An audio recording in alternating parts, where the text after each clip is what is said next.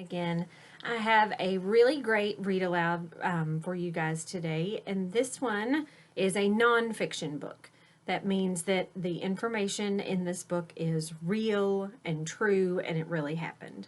Since today is September 11th, the book I'm going to read to you is going to tell you more about the tragic events of September 11th. Maybe you've heard of it.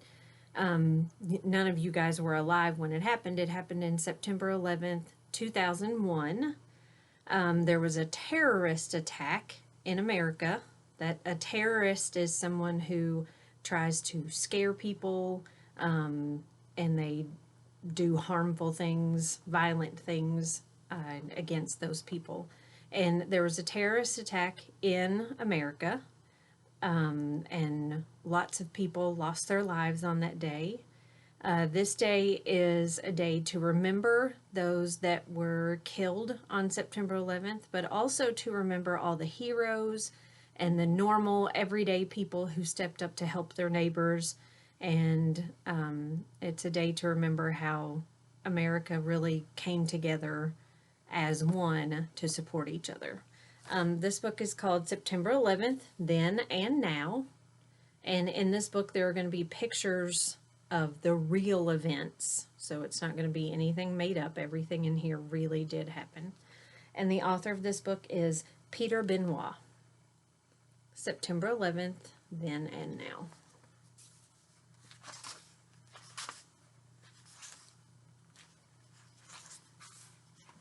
Okay, Chapter 1, Out of the Blue. On September 11th, 2001, at 8:46 a.m., a hijacked jet flew into the North Tower of the World Trade Center in New York City. A second jet slammed into the South Tower at 9:03 a.m. The hijackers' targets had been chosen carefully. The towers had been symbols of American wealth. Next would come an attack against a symbol of the American government. And then here it shows a picture of the towers in New York City. And it says an average of 50,000 people worked in the World Trade Center each day. Okay, now in this book there are going to be some words that are in bold print. And this one is hijacked. And we can go in the back of the book and it will tell you a definition of hijacked. So I'll find hijacked here. And it says stolen or taken over. So the planes were taken over by other people, not the pilots. So people on the plane took over the plane from the pilots. Next section, in Washington, D.C. Another hijacked jet roared low outside of Washington, D.C. as the world focused on the disaster in New York. The terrorist flying the plane had suddenly changed course over southern Ohio. At 9:37 a.m., the jet hit the west side of the Pentagon. A fireball rose where the plane hit the building. Now, there's two more words that are in bold print: terrorist and Pentagon. You can see a picture. This is where the plane crashed into the Pentagon. And it says the American Airlines jet did extensive damage to one section of the Pentagon. So let me look up terrorist in the back. Okay, a terrorist, a person who plans and uses violence to force others into obeying. And then Pentagon is the headquarters of the U.S. Department of Defense. Its name comes from the building's five-sided or pentagonal shape.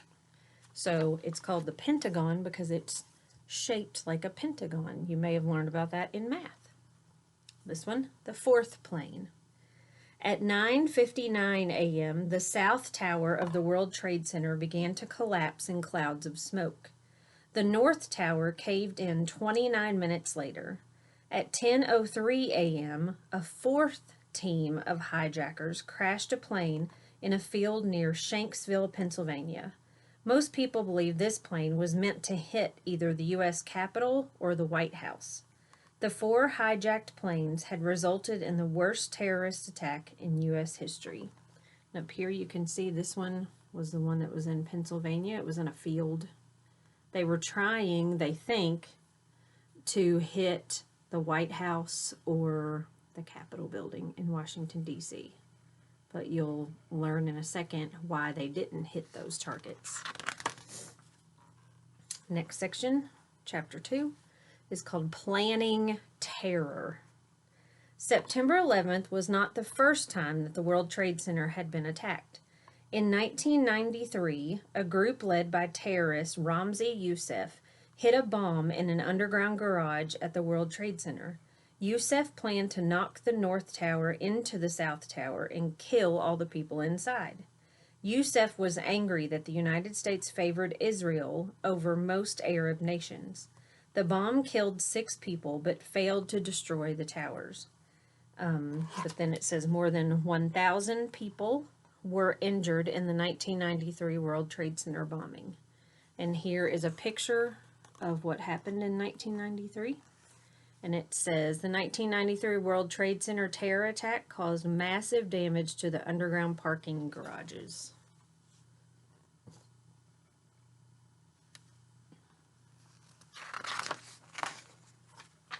Okay, and this is called The Base. Youssef had traveled to New York from Afghanistan. He had learned how to make bombs from the anti-American group called Al-Qaeda. In New York, Youssef got money from his uncle, Khalid Sheikh Mohammed. Mohammed later confessed that he was a member of Al-Qaeda. In 1998, he began to plan the September 11 attacks with Al-Qaeda leader Osama Bin Laden. And here is a picture of Ramzi Youssef was sentenced to life in prison plus 240 years for his crimes. So he was sentenced to prison forever. Next section is called Masterminds. Bin Laden lived in Afghanistan. The Afghan government allowed Al-Qaeda to operate there. Bin Laden and Khalid Sheikh Mohammed chose Al-Qaeda members to learn to fly airplanes. They selected Muhammad Atta as the leader. Atta moved to the United States. He enrolled in pilot training school and earned a pilot's license. So Al-Qaeda planned their attacks from hiding places in rugged and mountainous Afghanistan. And here's where Afghanistan is, and it's in the Middle East of the United States. I mean, not in the United States, in the Middle East and the world. You can see on the map there.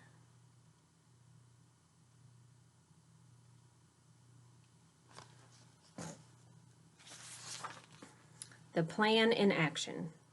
Early on September 11th, Atta and another hijacker flew from Maine to Massachusetts. Atta and 4 other hijackers then boarded American Airlines Flight 11 at 7:35 a.m.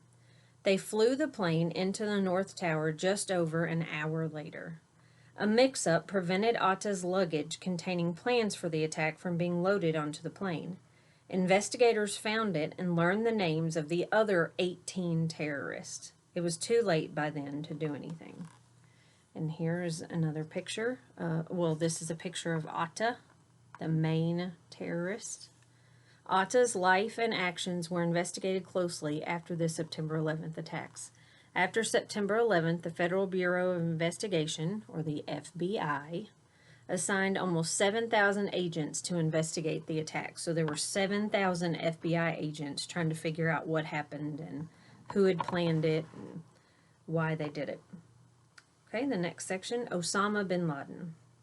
Osama Bin Laden was born in 1957 in Saudi Arabia to a wealthy family. After college, he went to Afghanistan to fight the invading Soviet army. His efforts received support from the United States. Bin Laden believed in an extreme version of Islam. He rejected many modern ideas and banned things he felt were un-Islamic. In 1988, Bin Laden helped form Al-Qaeda to fight what he considered the enemies of Islam. These enemies included the United States and other Western nations. After the September 11th attacks, Osama bin Laden was the most wanted criminal in the world. He successfully avoided capture for nearly 10 years, but was finally killed in the U.S. military operation on May 2nd, 2011. Okay, and there's another word here that's in bold print. Islam. So I'm going to look that up in the back.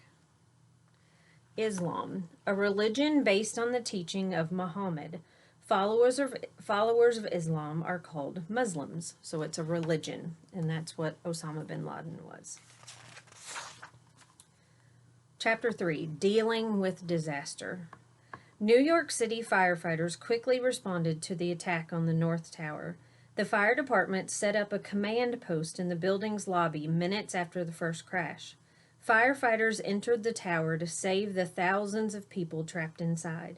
Police, doctors, nurses, and other emergency workers also hurried to help. And it says the World Trade Center's North Tower was 110 stories high before the collapse.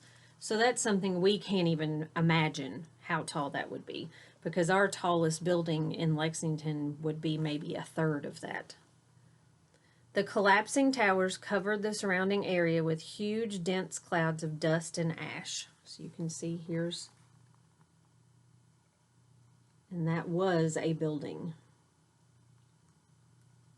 You can see the firefighters and other workers trying to help people.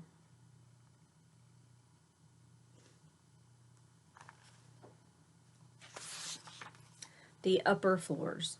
People below the floors hit by the plane used stairwells to escape. So like the building was really, really tall, and maybe the plane hit like here. So people that were below where the plane hit could go down the steps.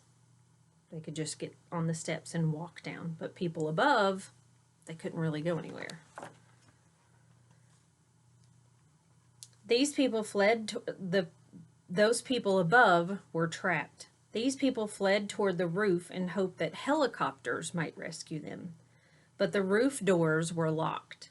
Smoke and heat made it impossible for helicopters to get too close. So they thought they could go up to the roof, a helicopter could fly in and rescue them off. But they got up there, the doors were locked, and helicopters couldn't come anyway because it was too hot. If they got that close, it might start melting the helicopter. A single open stairway allowed a few people to escape the upper floors of the South Tower. No one else on the upper floors of either building survived. So if you were above where the plane hit, most people did not make it out. Next section, problems. Problems and confusion delayed rescue efforts. Dust and smoke were everywhere. The planes had damaged the tower's communication systems when they crashed into the buildings. That means that the telephones didn't work anymore. Many firefighters had arrived so quickly that the fire chiefs on the ground couldn't keep track of them. The location of New York City's emergency management headquarters also added to the confusion. It was in the building next door to the towers. So this one here, it says the attacks caused both towers to collapse nearly completely. So remember, that used to be 110 stories tall. That means floors. And all of it fell down, almost. There were just a few floors left. But you can see they look like they've burned pretty much. And here you can see a firefighter. It says fire chiefs did their best to keep track of the rescue teams and manage them effectively. But without any phones, without any way to communicate with anybody, lots of fire and smoke and dust and people, it'd be really, really hard to do that job. Next section, tragedy for rescue workers. Officials realized the rescuers were in great danger. They were able to reach officers in the North Tower. They ordered the rescuers to evacuate the building. Some rescuers were still trapped inside when the building collapsed. The collapse of both towers killed 343 firefighters and 60 police officers. It was the deadliest day in history for New York City firefighters and police officers. Next section, fleeing by water. Debris, that means like all the junk that fell when the towers fell, like all the bricks and dust and steel and everything. Debris clogged the streets. Subways and commuter trains were shut down. In New York City, that's how you get around most of the time, is by subway and train. but they were all shut down because of this. Tens of thousands of people had no way to get off of the island of Manhattan. A Coast Guard patrol ship put out a call soon after the attacks. More than 100 ferries, tourist boats, and tugboats rushed to the tip of Manhattan to help. And it says thousands of people scrambled to leave lower Manhattan to get away from the falling debris and choking dust. Now there was another bold word, evacuate. So it said that they told everybody to evacuate the buildings before they fell. So let's see, evacuate. To get away from a dangerous area. So they're trying to tell everybody, get away, it's about to fall.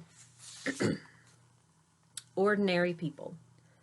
The Coast Guard worked with civilians to help make sure people were transported quickly and safely away from Manhattan. Boats helped at least 300,000 people flee the disaster. They also carried more than 2,000 injured people to safety. Some boats also brought supplies and fresh water to the emergency workers. So the boats came in really handy. They got 300,000 people out of there and rescued 2,000 people that were hurt and took them to hospitals. And it says civilian boat owners and operators, with direction provided by the U.S. Coast Guard, moved hundreds of thousands of New Yorkers to safety after the attacks. And you can see they're in a boat, but they're looking at what happened, all the smoke and fire. Stories of survival. Engineer Pasquale Buzzelli had reached the stairs on the 22nd floor when the North Tower fell. He woke up 2 hours later on a piece of concrete. He had only fractured his ankle, that means broken his ankle. Another group of people were swept off their feet as strong winds blew down the stairway they were on. Somehow they lived. And it says here, rescue workers as well as bystanders got survivors to safety as quickly as possible. 16 people survived the North Tower collapse.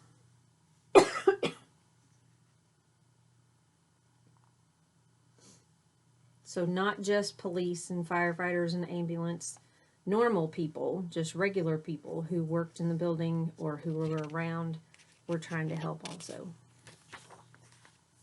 Attack on the Pentagon. American Airlines Flight 77 left Dulles Airport in Washington, D.C. at 8:20 a.m. 5 terrorists armed with knives and box cutters took control of the plane a little more than a half hour later. The hijackers turned the plane around. Air traffic controllers soon noticed it heading for Washington, D.C. Flight 77 slammed into the Pentagon. Remember, that's the government building. The crash killed all 59 people on the plane and 125 people in the building. And here is a memorial. It says the Outdoor Pentagon Memorial, opened in 2008, includes 184 benches with one victim's name on each. So they put a bench for each person who died at the Pentagon and put their name on it. Rescue efforts. Military and civilian workers from the Pentagon braved flames and falling rubble to rescue survivors. The part of the building hit by the plane collapsed at 10:10 a.m. Firefighters couldn't control the flames until the next day. They put out small fires for several days afterwards. And it says extinguishing the many fires within the Pentagon took firefighters days. So they couldn't put the fire out in just one day. It took them several days to do that.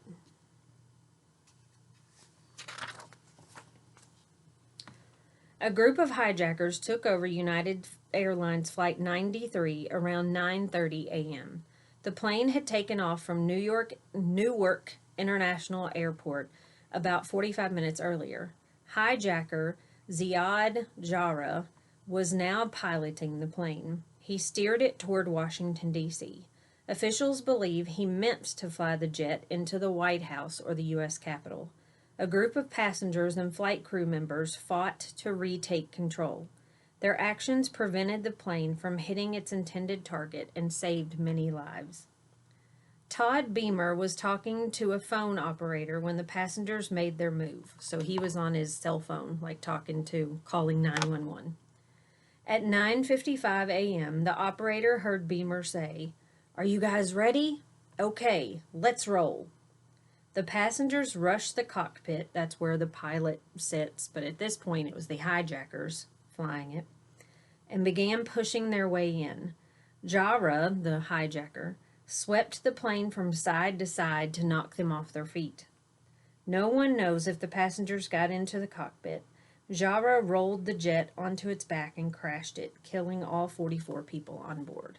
So the people on the plane were going to rush in and try to stop the hijacker from crashing, but he ended up crashing it anyway. But officials think that he was trying to get to the Capitol or the White House, and so they actually saved lots of people's lives. Chapter 4, National Tragedy. Americans reacted to the attacks with shock and horror. Nearly 3,000 people had died. People in other cities wondered if more hijacked planes might be headed for them. Military planes were ordered to shoot down any hijacked planes. The entire country was on alert. This is the area destroyed by the collapse of the World Trade Center towers is called Ground Zero. So you can see all the smoke and people trying to run away.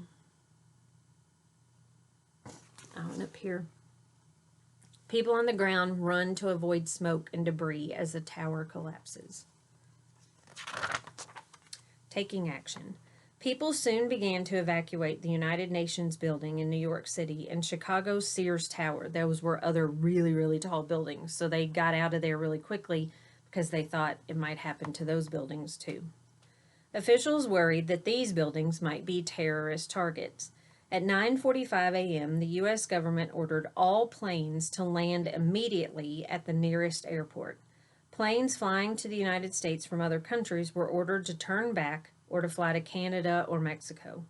By 12:15 p.m., not a single civilian plane was in the air above the United States. So they ordered all planes had to land, no matter where they were. And if there were planes coming from other countries to the United States, they weren't allowed to come. Next section, leading the country. U.S. President George Bush was at a Florida elementary school when he learned about the attack. George Bush was the president at the time when this happened. He returned to the White House that evening and addressed the nation at 8:30 p.m. Bush's leadership after the attacks drew praise from the entire country. He soon announced a plan to track down the terrorists behind the attacks. And here it says President Bush's address spoke of reactions of disbelief, terrible sadness, and quiet, unyielding anger.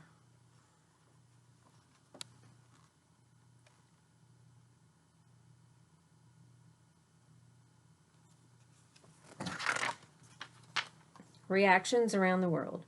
Countries around the world expressed their support for the United States and spoke out against the attacks. The United States and other nations began arresting suspected terrorists to prevent other attacks. This sometimes resulted in discrimination against Muslims and Middle Eastern people. Many innocent people were accused of being or supporting terrorists. The country joins together. Rescue workers from across the country traveled to New York City to help. President Bush visited them on September 14th. He told the workers that the entire world was behind them. People across the country put aside their differences and united in support of the rescue workers. The attacks had ended up bringing the country's people closer together. And it says people from more than 90 countries died in the attacks. You can see this is President Bush right there talking to the workers with a megaphone.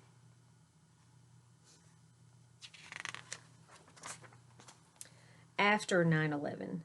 The U.S. government suspected Osama Bin Laden and al-Qaeda of planning the attacks from Afghanistan. Officials ordered the Taliban to turn over Bin Laden and the other al-Qaeda leaders. It refused. U.S. aircraft carriers soon headed to the Middle East. On October 7th, the United States and Britain launched an attack called Operation Enduring Freedom. They wanted to remove the Taliban government and drive al-Qaeda out of Afghanistan. And it says a crew member readies an F-14 Tomcat fighter jet on the flight deck of the USS enterprise. The jet was part of the October 7, 2001 strikes against the Taliban. You can see he's a jet pilot. There are two words in bold print. The first one is Taliban. So let's look up Taliban. So, the extremist Islamic group that ruled much of Afghanistan from 1995 to the end of 2001. And then the Middle East, an area in the world that includes the countries of Libya, Egypt, Iran, Iraq, Israel, Saudi Arabia, Syria, Turkey, and other countries. Defeat for the Taliban. The United States, Great Britain, and others removed the Taliban from power in Afghanistan in a matter of weeks. The last Taliban fighters and al-Qaeda troops fled into the mountains along Afghanistan's border with Pakistan. Bin Laden and other al-Qaeda leaders escaped. Efforts to keep the Taliban out of power continue even today. Paying tribute. September 11th became a day to remember those who had lost their lives. Memorials were built in New York City, Washington, and elsewhere. Classrooms across the country sent cards and letters to rescue workers. People now visit New York City from all around the world to see Ground Zero and pay tribute to those who died. Helping out. People around the country did everything they could to help out. They donated blood and money toward relief efforts. Music and film stars banded together for a concert honoring the victims. Even today, many communities host annual 9/11 blood drives. Stars continue to honor 9/11 victims with charity performances. On September 11, 2009, rapper Jay-Z held a concert to benefit the families of firefighters and police officers who died during the attack. And here it says, the concert for New York was organized by musician Paul McCartney and attended by many of the 9/11 rescue workers. So this is a very famous musician, Paul McCartney, and he did a concert. You can see there's police, rescue workers around him. Remembering the tragedy. Each of the locations attacked on September 11, 2001 has its own memorial. The Pentagon Memorial in Arlington, Virginia, opened on September 11, 2008. Exactly 3 years later, the National September 11th Memorial was dedicated at the World Trade Center site. The U.S. National Park Service is building a Flight 93 National Memorial on the crash site in Shanksville, Pennsylvania. It will include a 93-foot tall tower containing large wind chimes. So this is like a drawing of the memorial in New York City. Homeland Security. President Bush established the Department of Homeland Security, the DHS, in response to the 9/11 attacks. Today, the DHS protects the United States against terrorism, natural disasters, and other threats. The DHS has 7 agencies. One of these is the Transportation Security Administration, or the TSA. The TSA has tightened airport security to prevent terrorist attacks. So if you've ever flown on an airplane, you know you have to go through a metal detector. They might use a wand to go over your body to make sure you're not trying to carry on any weapons. Sometimes they might even pat you down to see if you're carrying anything. They might look in your luggage or your bags. And that's just to make sure that there aren't any more terrorist attacks, because these terrorists, they snuck in like knives and box cutters and that kind of thing so that they could overtake the pilots. So they want to make sure that doesn't happen again. Helping to heal. Many people affected by the September 11th attacks face tough challenges. More than 3,000 children lost a parent in the attacks. Thousands of people went through counseling to help deal with anger, fear, sadness, and loss. Many rescue workers were sickened by the harmful fumes and dust. On December 22, 2010, the U.S. Congress funded a program to provide health care and money to firefighters, police officers, and other rescuers who were on the scene on that grim day in 2001. So you can see here, this is the Department of Homeland Security, and the man who he appointed was Tom Ridge. You can see here people in the doctor. Federal funding is now available to help those rescuers and workers whose health was affected by toxic dust and chemicals at Ground Zero. There's another bold word, fumes. It said that it made some of them sick, the fumes. And fumes are smelly or dangerous smoke or gas. So you saw all the smoke and then the gas from the airplanes, and they were breathing that in, and it caused a lot of them to get really sick. Closure at last. In 2011, Osama Bin Laden was discovered to be hiding in a compound in Pakistan. On May 2nd, a team of U.S. Navy SEALs attacked the compound. President Obama announced shortly afterward that bin Laden had been killed. Bin Laden's death helped bring closure to the millions of Americans who were attacked by the 9/11 attacks. And then here, when bin Laden's death was announced, people gathered at Ground Zero to remember the victims. So everybody was happy that he had been taken care of. Okay, so that was September 11th, then and now. And I know none of you were alive when this happened, but adults who were alive when this happened, we all remember what we were doing when we heard the news of September 11th. So maybe you ask your parents or your grandparents, where were you, or what were you doing when September 11th happened, or what do you remember about it, or how did it make you feel? Did it scare you? Were you worried? I remember my daughter Morgan. She was born on September 5th, so 6 days before September 11th, and she was sick when she was born, so she was still in the hospital when this happened. But I was at home with Madeline, my older daughter. She wasn't even 2 years old yet. She was still little. And we were playing and taking a walk, and my mom called me and said, "Have you looked at the news?" And so I turned the news on and saw it, and it was scary. But the positive thing, like this book said, was that everybody came together to help each other and support each other. And that's something that we can hope for now. So this was September 11th, then and now, and I hope you enjoyed.